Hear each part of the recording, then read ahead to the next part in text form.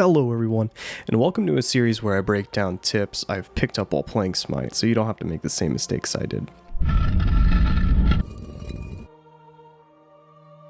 In this first episode, I'll be going over topics that should help all new players to the game, whether you have not played a game or haven't gotten to past level 20 yet. Before we start, I'd like to explain what style gods should be played and where, because I often get grouped up with people who appear to be confused. Typically, you see a physical carry with a support tank in the lane closest to the Gold Fury, a mage middle lane, an assassin jungling, and a bruiser or a Guan Yu on the lane closest to the Fire Giant.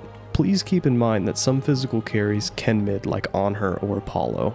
The most common struggle for the low tier player is the understanding of itemization of their god, especially at the start of a match. Therefore, I have broken down some ideas dependent on what you're doing and how you play. Keep in mind that this can be more extensive when I'm consolidating for time purposes. Let's start with carries. You generally see them build two ways at start. One way is for aggressive plays, and the other is for more sustain. The aggressive would be tier 2 Tabi and 2 potions.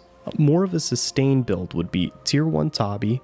This can be substituted for an Aegis amulet, Death Toll, and 2 potions. And in case if you were curious, a Tabi is used for attack speed, physical power, and movement speed.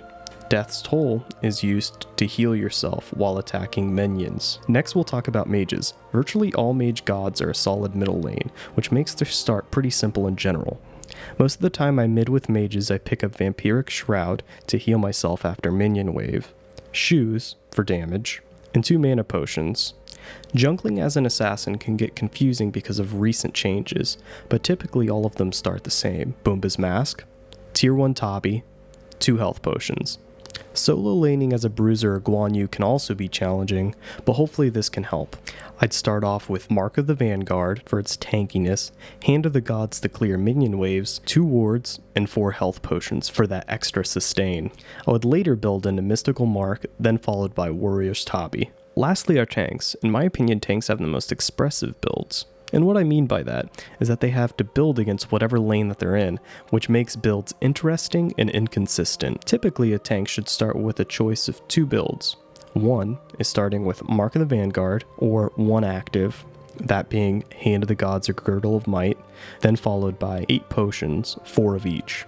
The other start could be Mark of the Vanguard, tier 1 boots, build those into Midas, or tier 1 Greaves, and then followed by 2 health potions. For full common god builds, go visit tiermonster.com/god. Another common idea people struggle with is when to upgrade an ability. Fortunately, there's a common guideline that I made to follow, and that is, if you're a middle lane, your number 1 priority is going to be your ultimate, then AoE based abilities, then single target, and then situational abilities, for example, Alkong's Slither. An assassin or carry's priority would be ultimate, their secondary most damaging ability, a buff, or a crowd control ability or heal. Tanks can be a little different.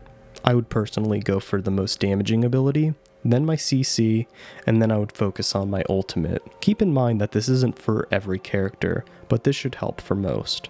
Communication is key in team-based games. The most common form of communication in Smite is the VGS system.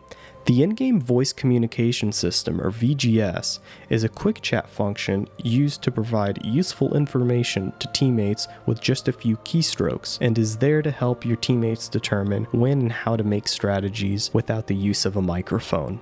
For example, typing VF1 will automatically type enemy missing left in chat and will also include a voiceover that all team members can hear. This can potentially prevent a gank. Self-awareness in Smite is commonly overlooked and can cost your team the game. A situation you can find yourself in is where one lane is being pushed aggressively by a few members of the enemy team, and you or another teammate want to split push another lane instead of team fighting. This is bad because after the enemy takes an objective, they're going to try to hunt the split pusher and get themselves a free kill. The best way around that is to keep an eye on your minimap at almost all times, then make sure all lanes are relatively even. Also, make sure you or a teammate isn't being aggressive when an enemy is missing from a lane or a jungler is not in sight, because there could be a potential gank. So always keep your ear out for the VGS system. Hand in hand with awareness goes positioning. In short, this is easy. Stay with your team during all team fights when possible. Stay towards a tower for defense for a potential gank. And lastly, help your team get Fire Giant, Gold Fury, or the enemy Minotaur. That will wrap up this episode. Please leave a comment on what you think should be in the next video. I'm their savior. See you next episode.